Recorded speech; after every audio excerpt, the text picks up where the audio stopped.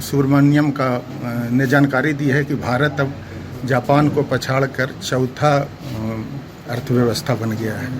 ये बात तो बहुत पहले से हम लोग को जानकारी थी कि चूँकि हम लोग कहते हैं कि महागठबंधन के लोग या एनडी के लोग का एक मुद्दा है कि प्रधानमंत्री हम होंगे, लेकिन एनडीए के लोग, इसमें नरेंद्र मोदी जी हमारे नेता हैं, उनका मकसद यही है कि हम हिंदुस्तान को, भारत को कैसे विकसित राष्ट्र बनाएं, और इसका विजन है कि 2047 में हम लोग भारत को विकसित राष्ट्र बना देंगे। उसी क्रम में आज 11वां पोजीशन में भारत मिला था आर्थिक व्यवस्था के रिजल्ट में, आज चल रहे थे 5वां, और ये बात सही है कि जापान को पछाड़ करके हम लोग अब चौथा हो गए। लेकिन इतना ही तक नहीं है, मैं कहना चाहता हूँ 2027 से 30 के बीच में भारत आर्थिक व्यवस्था में तीसरा पोजीशन आ जाएगा, और 2047 में हम लोग विकसित राष्ट्रों में एक हो जाएंगे। तो ये तो नरेंद्र मोदी जी का विजन है, और जिस प्रकार से आर्थिक अनुशासन और सभी बातों को देखते हुए आज चल रहे हैं, आज उनका पराक्रम और भारत की जनता का समर्थन, जिसके चलते ये सारी बात संभव है। इसके लिए भारत के प्रधानमंत्री, भारत के वित्त मंत्री और भारत की जनता को हम बधाई देते हैं, शुभकामनाएं देते हैं। सर, तेज प्रताप यादव का एक ट्वीट आया, उस पर आपका भी रिएक्शन आया। बाद में उन्होंने ट्वीट को डिलीट किया और कहा कि यह विरोधियों की चाल है।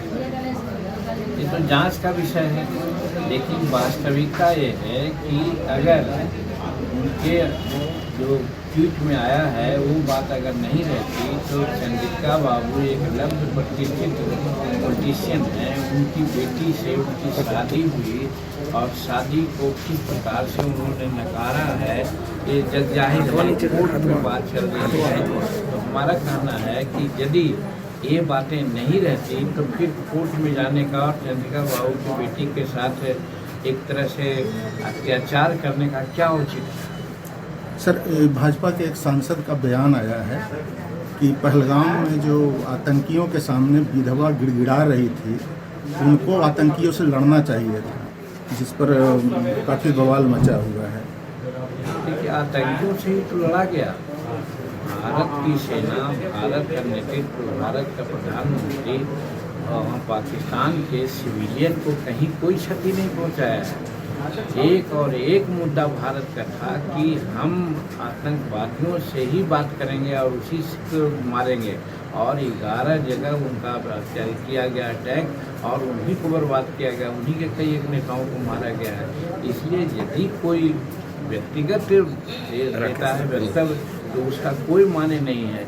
माने सिर्फ यही है कि एकदम गया बिहार की धरती पर नरेंद्र मोदी जी ने कहा था फुलपरास में कि झंझारपुर में, फुलपरास नहीं झंझारपुर में, कि उनको हम ऐसा सबक सिखाएंगे जिसका उनको अनुमान भी नहीं होगा, और आज वही हुआ है।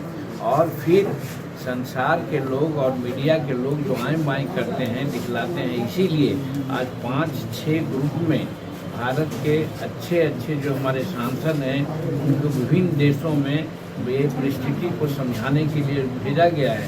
कहने का मतलब कि पाकिस्तान के जनता से हमको कोई मतलब नहीं, भारत को कोई मतलब नहीं है, मतलब सिर्फ और सिर्फ आतंकवादियों का अड्डा और आतंकवादियों से है, जिस पर कि प्रहार किया गया है। और आज भी जो युद्ध विराम हुआ है, इसी शर्त पर हुआ है कि हम किसी भी प्रकार के आतंकवादी एक्टिविटीज़ को नहीं बर्दाश्त करेंगे।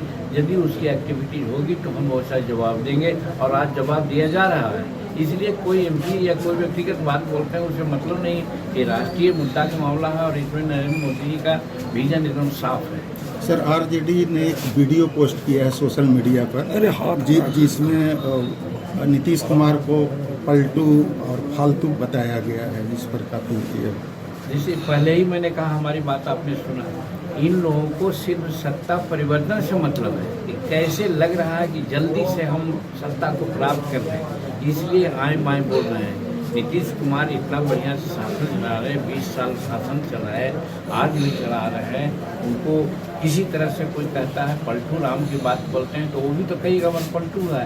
आज भाजपा की बात करते हैं, भाजपा से मिल करके सरकार वो लोग चलाए हैं, तो फिर अपने पलटू हैं तो दूसरे को पलटू क्यों कहते हैं। रही बात नीतीश कुमार, तो नीतीश कुमार बहुत सक्षमता से सरकार चला रहे हैं और 2025 में हम लोग उनके नेतृत्व में ही चुनाव लड़ेंगे और हमको उम्मीद है कि नहीं बल्कि पूरा विश्वास है कि हम लोग 225 सीट लेकर के आवेंगे और एनडीए की सरकार 2025 में बनेगी। सर एक सोशल मीडिया पर आप लिखे हैं कि माई बहन योजना लाने वाले ही माई बहन की इज्जत नहीं कर रहे हैं। इसमें आप लोगों को कोई शक है क्या? आज जहाँ भी जाइए, आज हमारी बेटियों के साथ छेड़छाड़ करना, बेटियों के साथ अनेक प्रकार का अत्याचार दुराचार करने का जो मामला आता है उसमें अधिकांश उनके कार्यकर्ताओं के द्वारा ही होता है। तो जो अपने कुछ इस तरह की बात कर रहे हैं और ये ख्याली पुलाव बना के दिखला रहे हैं कि माई बहन योजना हम लाएंगे, वो बनेंगे तब ना, बनने का तो कोई सवाल ही नहीं है। इसलिए जो भी मन में आता है वो बोल देते हैं। लेकिन हम ये कहना चाहते हैं माई बहन का जो प्रतिष्ठा का संरक्षण उन लोग और उनकी पार्टी ने नहीं किया है।